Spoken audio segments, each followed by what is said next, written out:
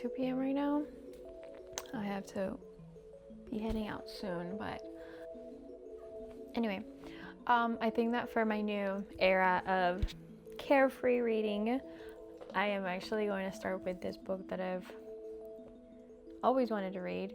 It's from Barbara Cummins. It's Sisters by a River. I read another book by this author and that I highly enjoyed, so I looked up more books from this author and I found this one used, and it actually came from like a library system. So I think I'm gonna start this today. Hopefully I can actually do some important reading. I hope I can do a good amount of reading.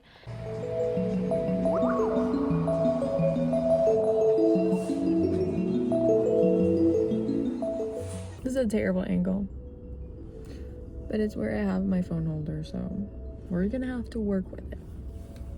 It's a couple days later. I've been reading here and there. Sisters by a River by Barbara Cummins. So far, I'm in page 113. Not bad. I've been reading it kind of slow. Actually, no, not reading it kind of slow, because when I do sit down and read, like, I read a bunch. But I'm very distracted by my Animal Crossing. So today I got here to school early, and instead of bringing my Switch with me, I was like, let me just bring the book. So this is my only form of entertainment. She is so hilarious. This book is genuinely so funny. So far, this is just telling the story about these four, is it 4 or 5? I think it's 4 sisters. 5, sorry. These 5 sisters that live by a river. They are in a position of having wealth, but the main character, which so far in the book, like, she has never mentioned it, but from what I understand, this is sort of like her, like a memoir or like an autobiography of Barbara. So I'm guessing that the main character's name is Barbara, so I'm gonna call her Barbara. So Barbara, she is literally hilarious all the time. There was a section here in page 104. I quite literally had to stop and laugh. I grabbed the post-it notes so I could put I LOL'd for real. Oh no. I LOL'd for real because I genuinely laughed. Anyway, but whatever. She's like, if you read that book and you get to page 104, just know I giggled at the very end of it.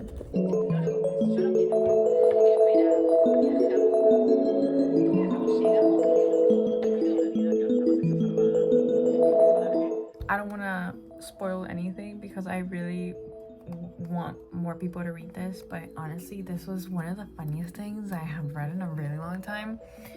I decided to just put like post-it notes in the book instead of writing on it directly, because this is such a lovely copy. This is a story of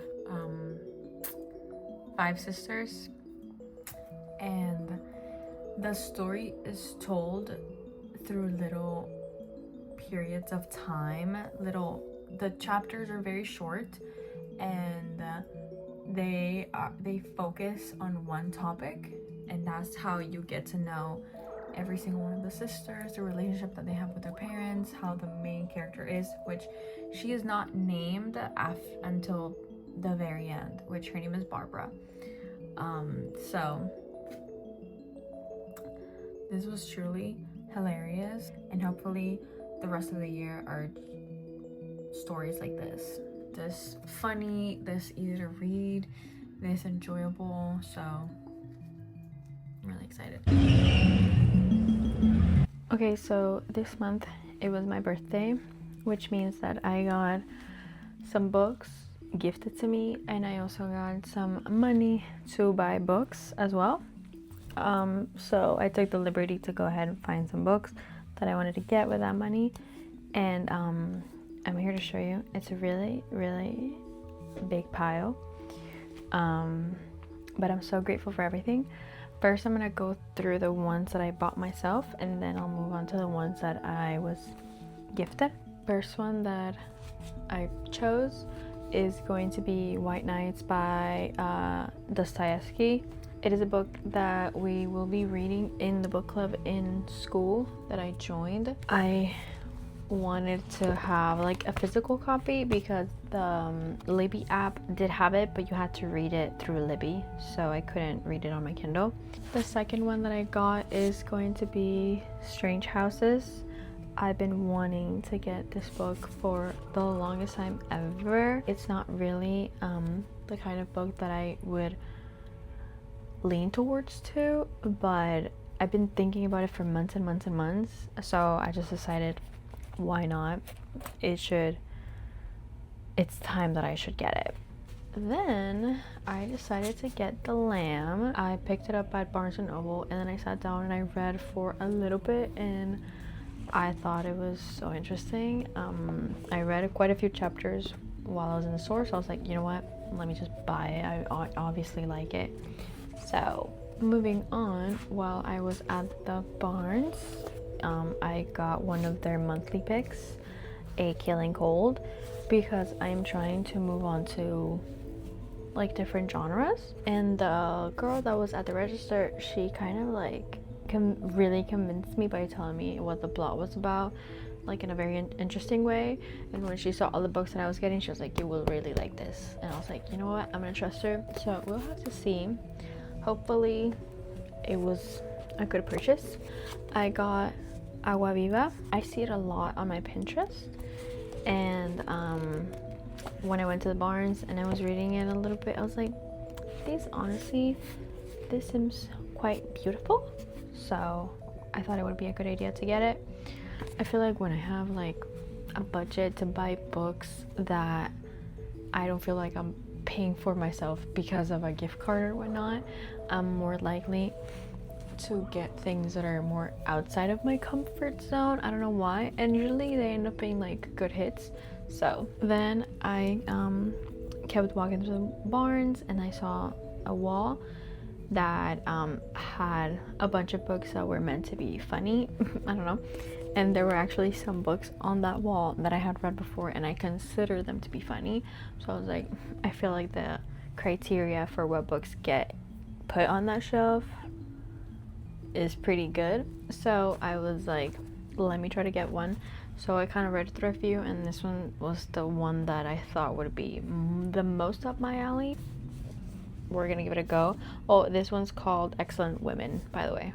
And then I saw this crazy brick, Infinite Jest by David Foster Wallace, and I really want to read this in 2026. I feel like I want for this to be a personal goal of mine, to read either this or The Count of Monte Cristo. So I'm definitely I want to read like a very, very big book that takes me a really long time to get through. So might be this, we'll see. But I thought it would be an appropriate time to get it around my birthday, because then it would be like, oh my god, I remember I got that for my birthday and it was great, or whatever. I don't know. Then, super small book compared to the last one, I got The Hour of a Star. Sorry, it's like really hard to read that for my eyes because it's kind of shiny. It's a little tiny one. It looked interesting. It looked like something different compared to what I usually like to read, so why not? And then let me move on to the books that I was gifted. I was gifted The Girls by Emma Cline. My friend got me this. I'm not too sure what this is about, but I'm sure that she thought I would like it, so I'm very happy, very grateful. Then I have this other book, The Days of Abandonment by Elena Ferrante. I'm very excited to read this, and I like the cover a lot. I think it's super pretty, and the color and everything. And then my friend also got me So Long, See You Tomorrow. by William Maxwell. I'm not sure at all what this book is about. I just have heard of the author and that's about it. So it's really short, so I'm very excited to read it and give him a little review on it. And then I'm a very big perfume girly, of course. So for my birthday, I was given some perfumes. The very first one is Le Papier, which is just the bigger bottle. I've had the smaller bottle for a while and I finally ran out. So my sister got me Le Papier and it's engraved with my childhood nickname, which I think is so adorable. It's my favorite perfume of all time. I don't think it'll ever stop being my number one perfume. If I could only wear one perfume for the rest of my life, it would definitely be Le Papier. It's just perfect in every way. Oh, I've been wanting this perfume for a really long time now. It is White Rice from Danam. This is magical. This perfume is seriously beautiful. It smells like a dream in the best way possible, and it's like the sweetest dream ever, and it's just so gorgeous. And the bottle, I think it has to be my favorite bottle that I own. It's so simple, but it's so unique at the same time. And I've been able to get a hold of some samples of other perfumes by Danam, and every single one of them has been a hit. So I just think it's probably like a really good house, but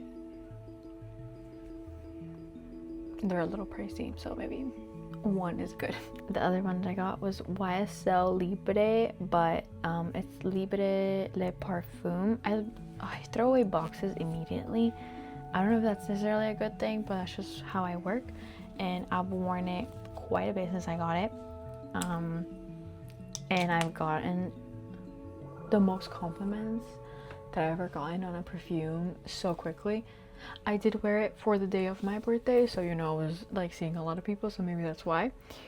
But so many people loved it, and I'm obsessed with it. I think this is a perfume that's gonna have to stay in my collection forever and ever. It's not the regular Libre, it's the Le Parfum one. I'm gonna see if I can insert like a picture of the box or something if I can find any. And then I got like a gift card from one of my friends for Sephora, so I was like, let me put some of that money towards a perfume that I've been wanting for a while, and I'll of course pay the difference. And I decided to go for Dead Cool's Extra Milk. I originally wanted to get milk, but there's nowhere in any of the Sephora's near me, so I decided to do Extra Milk instead. And I have it on my wrist because I sprayed at the Sephora that I went to, and it smells so good. I feel like they kind of smell very similar, if not the same, but Extra Milk just smells stronger. That's about it. I honestly have no idea, and I have not looked into what the differences are in between notes from in between milk and Extra Milk, but I don't think it matters. If you like milk, you like Extra Milk, and if you like Extra Milk, you like milk. It's the same. Oh, and I gifted myself, with my own personal money, another one of Source's perfumes, but it hasn't even shipped yet, and who knows when it'll be shipped.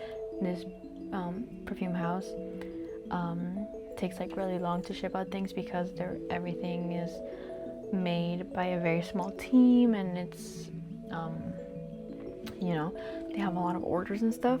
So I got it from this brand, but I got the Matcha Made in Heaven. I'm gonna see if I can insert a picture of the notes and all that. I'll try to do that with every perfume that I'm talking about though. Oh, this is beautiful though. In Dreams and Fairy Tales Blueberry, definitely recommend it if you like very sweet baked good things. Oh, and not that long ago, but I got the Kylie Jenner one.